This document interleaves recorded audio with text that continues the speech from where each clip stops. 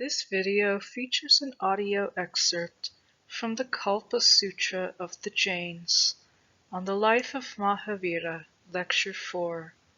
This chapter features the story of the interpretation of the 14 auspicious dreams of Mother Trishala, as well as the gestation and birth of Lord Mahavira. One may notice many parallels with the story of the Buddha, Siddhartha Gautama. Life of Mahavira, Lecture 4. When the Kshatriyani Trishala, having seen these 14 illustrious great dreams, awoke, she was glad, pleased, and joyful, etc., and rose from her couch and descended from the footstool, neither hasty nor trembling, with a quick and even gait, like that of the royal swan. She went to the couch of the Kshatriya Siddhartha. There she awakened the Kshatriya Siddhartha, addressing him with kind, pleasing, amiable, tender, illustrious, beautiful, lucky, blessed, auspicious, fortunate, heart-going, heart-easing, well-measured, sweet, and soft words.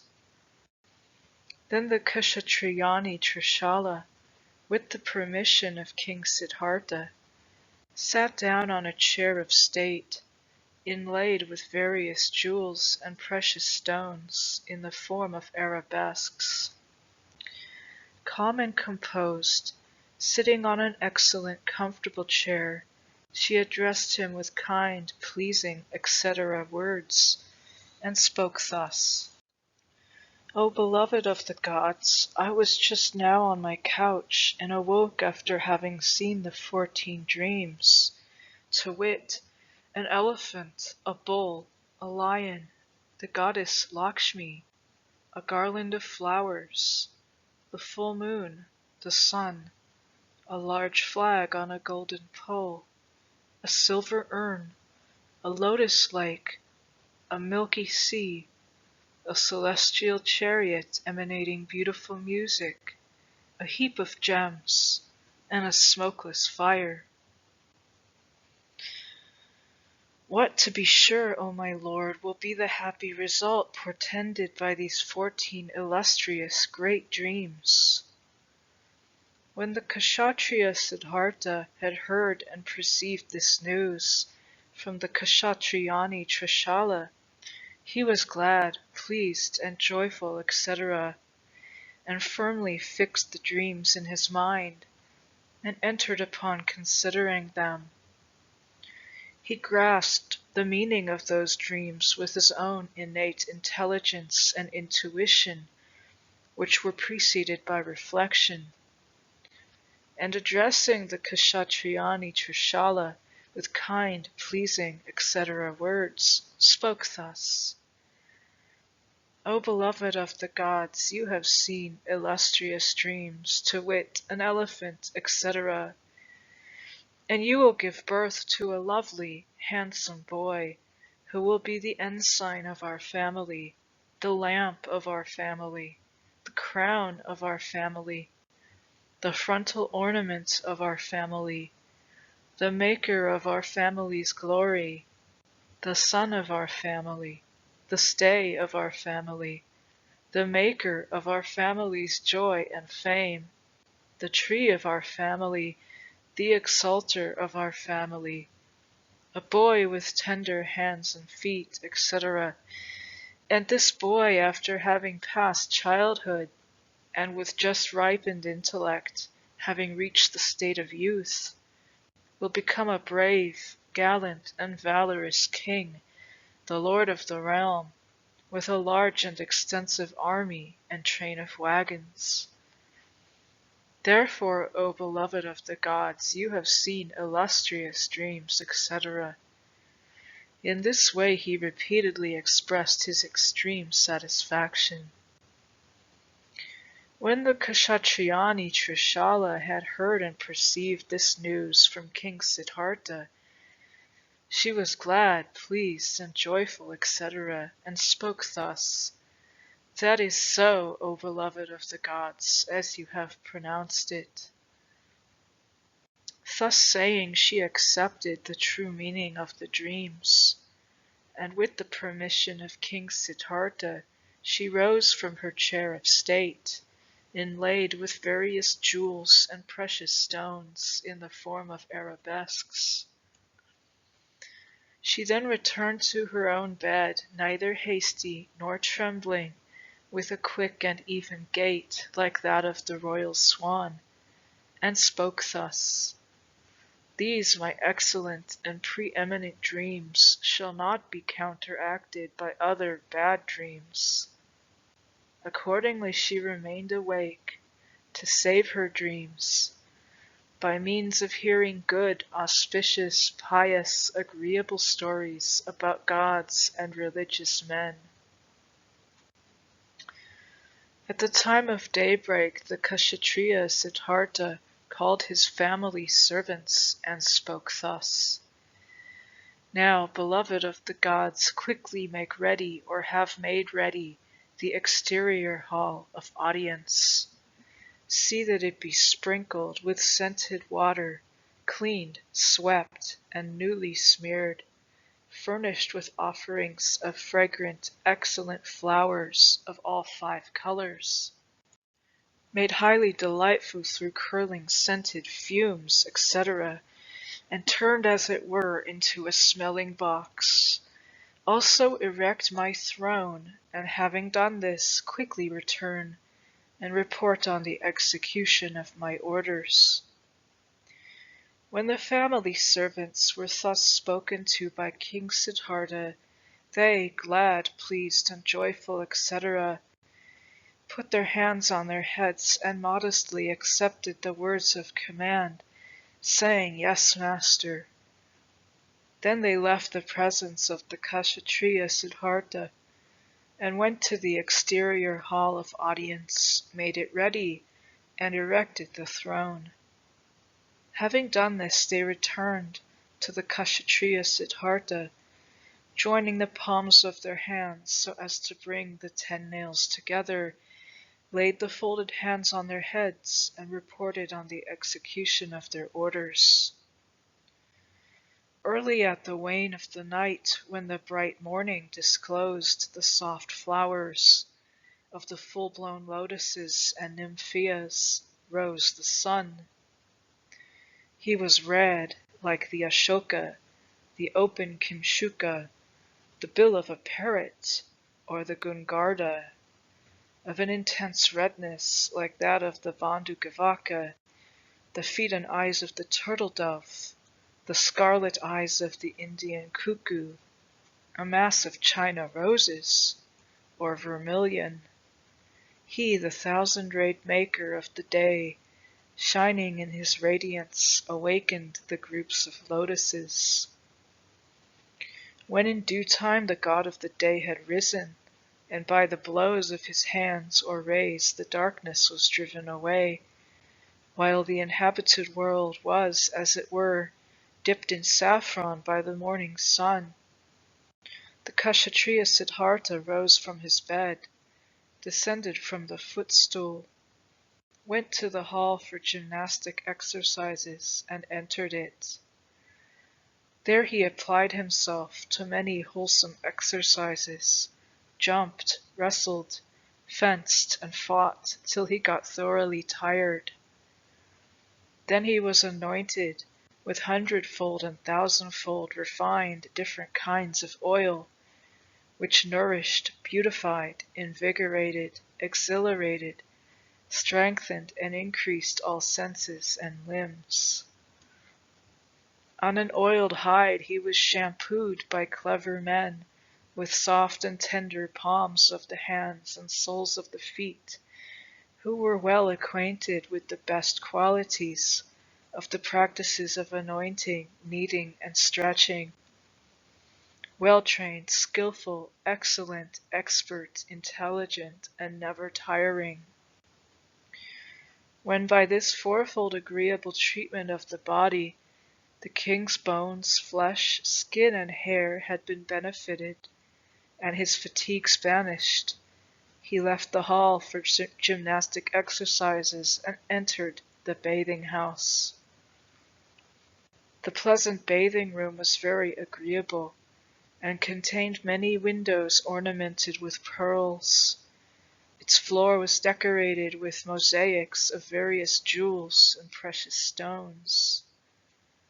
On the bathing stool, inlaid with various jewels and precious stones in the form of arabesques, he comfortably sat down and bathed himself with water scented with flowers and perfumes, with tepid water and pure water, according to an excellent method of bathing combined with healthy exercises.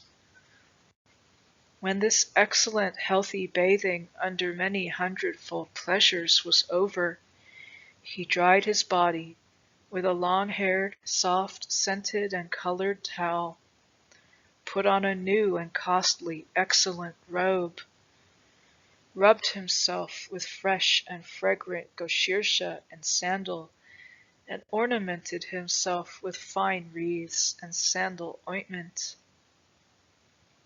He put on ornaments of jewels and pearls, hung round his neck fitting necklaces of 18, 9, and 3 strings of pearls, and one with a pearl pendant, and adorned himself with a zone.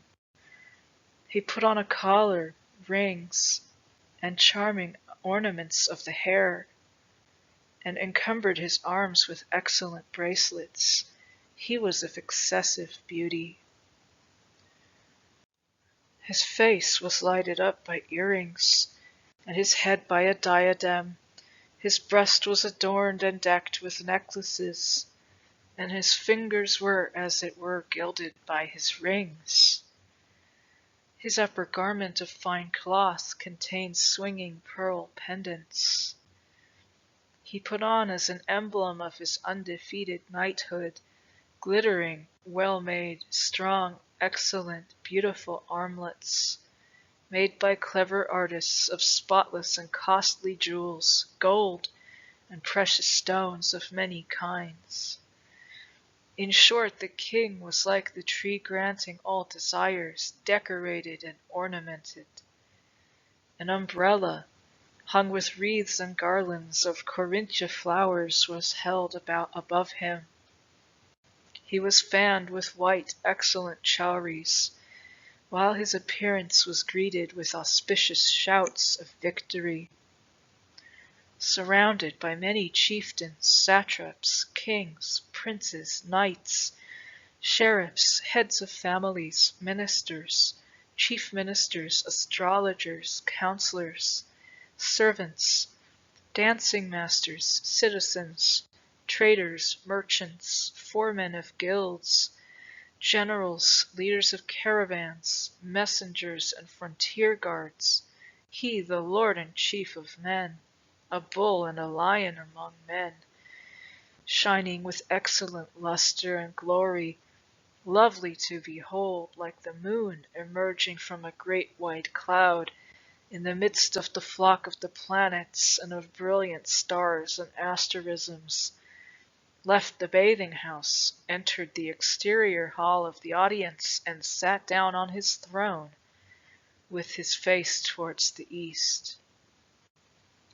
On the northeastern side he ordered 8 state chairs covered with cloth, and auspiciously decorated with white mustard, to be set down.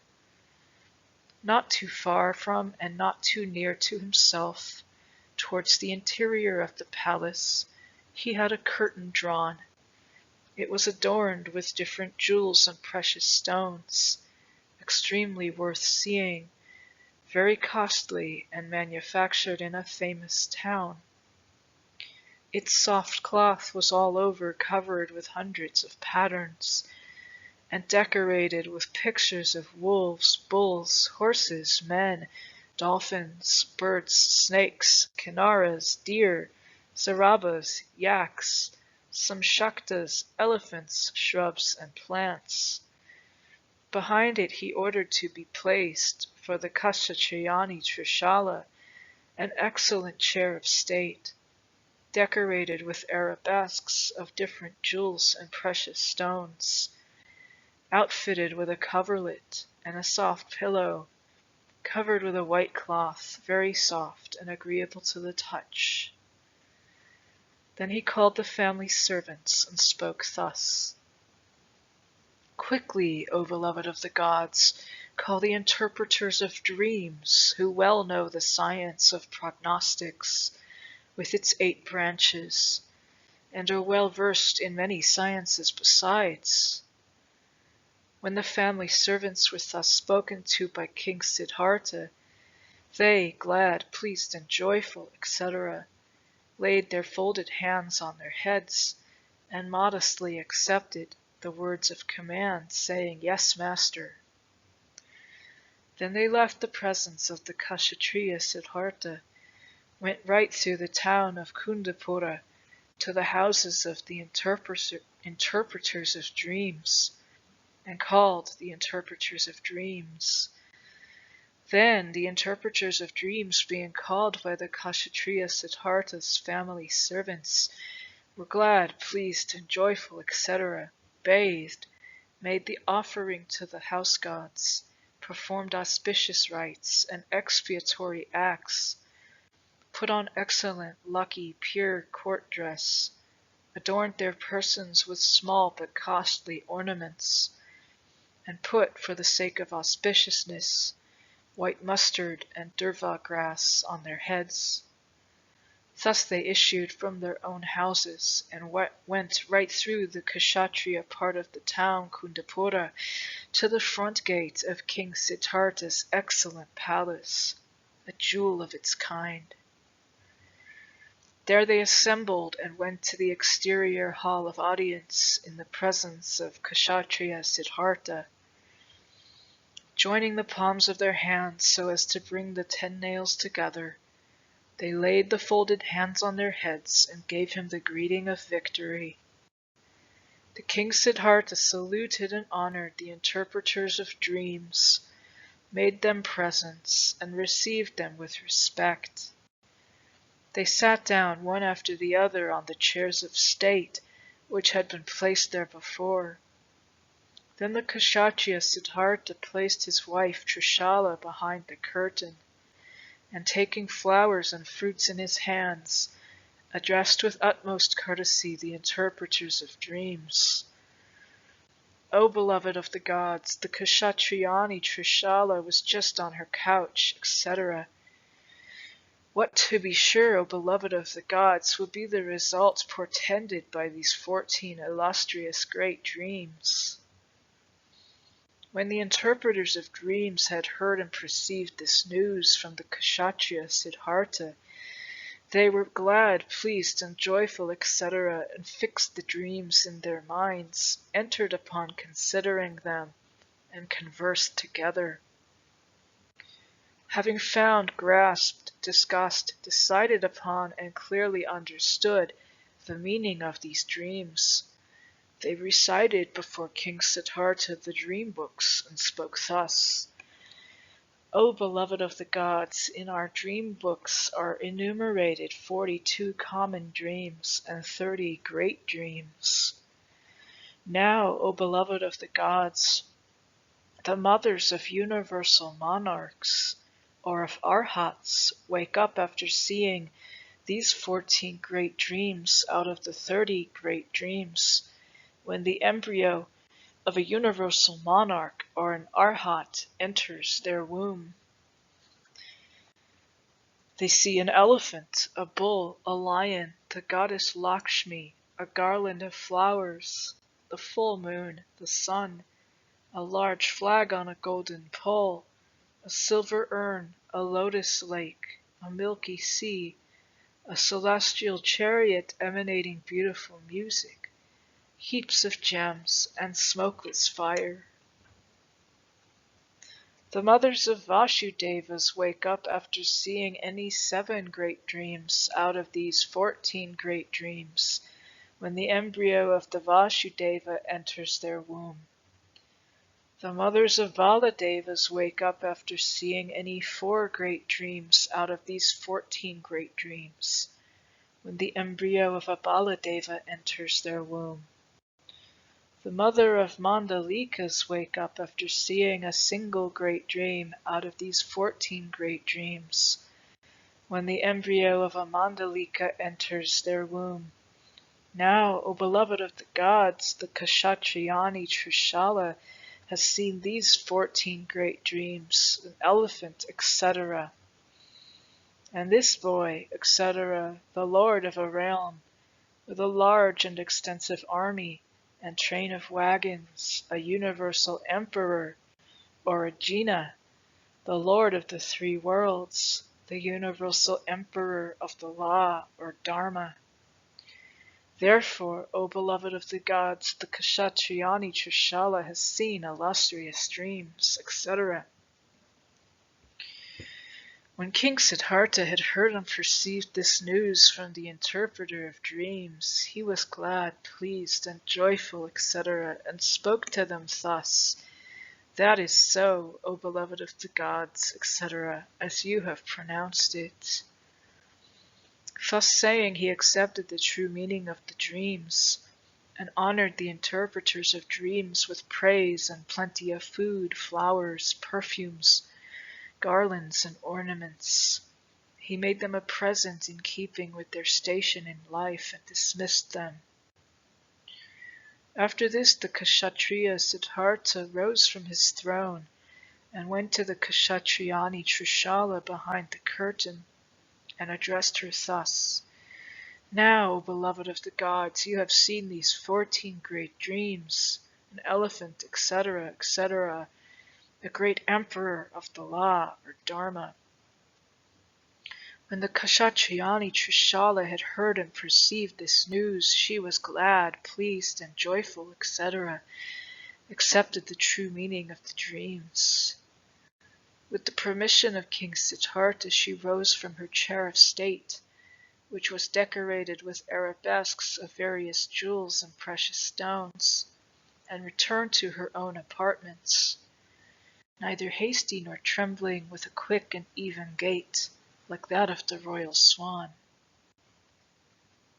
From that moment in which the venerable ascetic Mahavira was brought into the families of the Jainatris, many demons in Vaishramana's service belonging to the animal world, brought on Shakra's command to the palace of King Siddhartha old and ancient treasures, of which the owners, deponents, and families to whom they originally belonged were dead and extinct.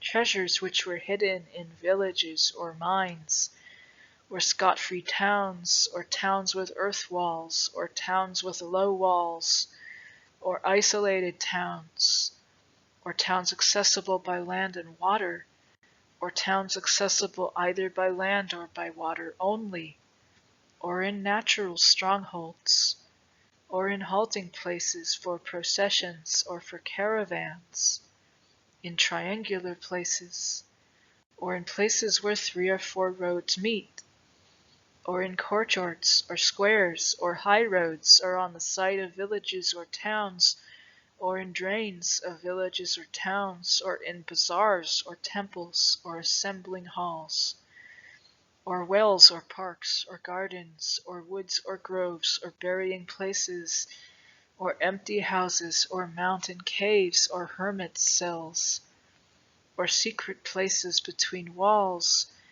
or in houses on an elevation, or houses for audience, or palaces. In the night in which the venerable ascetic Mahavira was brought into the family of the Jainatris, their silver increased, their gold increased, their riches, their corn, their majesty and kingdom increased. Their army, their train, treasures, storehouse, town, seraglio, subjects, and glory increased. Their real valuable property as riches, gold, precious stones, jewels, pearls, conchs, stones, corals, rubies, etc., the intensity of their popularity and liberality highly increased. At that time, the following personal, reflectional, desirable idea occurred to the parents of the Venerable Ascetic Mahavira. From the moment that this our boy has been begotten, our silver increased, our gold increased, etc., the intensity of our liberality and popularity highly increased. Therefore, when this our boy will be born, we shall give him the fit name, attributive and conformable to his quality, Vardhamana.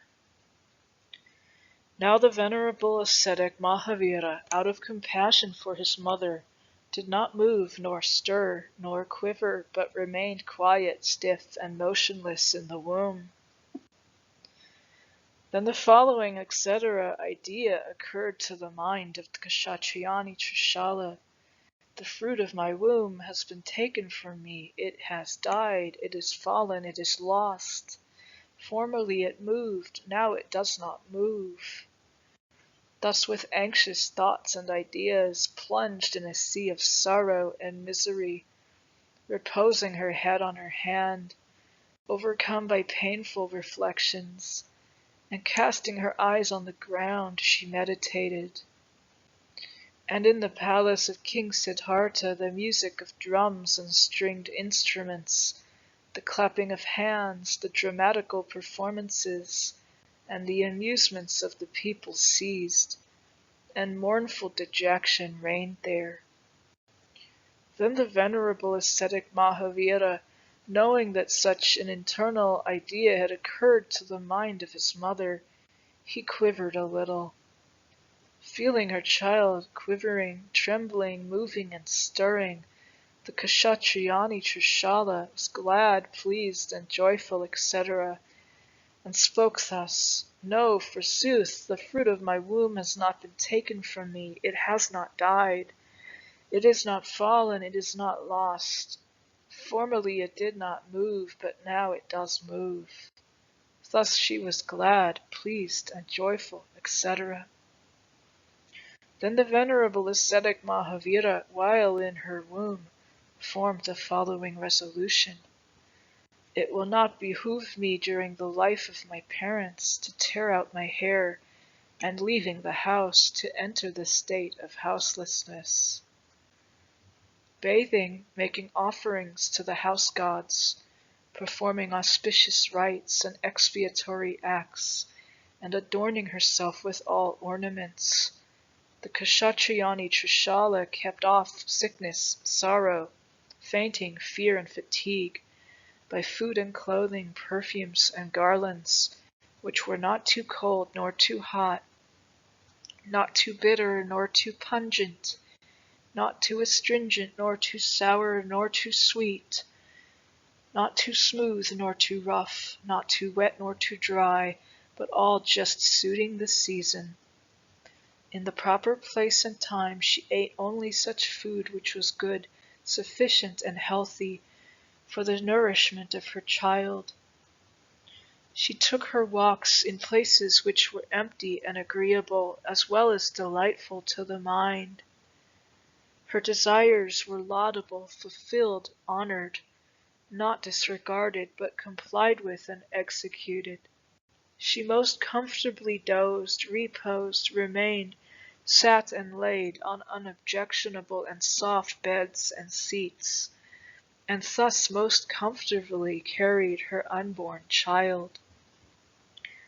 In that period, in that age, the venerable ascetic Mahavira, after the lapse of 9 months and 7.5 days, in the first month of summer, in the second fortnight, the dark fortnight of Kaitra, on its 14th day, while all planets were in their exaltations, the moon in her principal conjunction, and the sky in all its directions clear, bright, and pure, while a favorable and agreeable low wind swept the earth, at the time when the fields were green, and all people were glad and amusing themselves.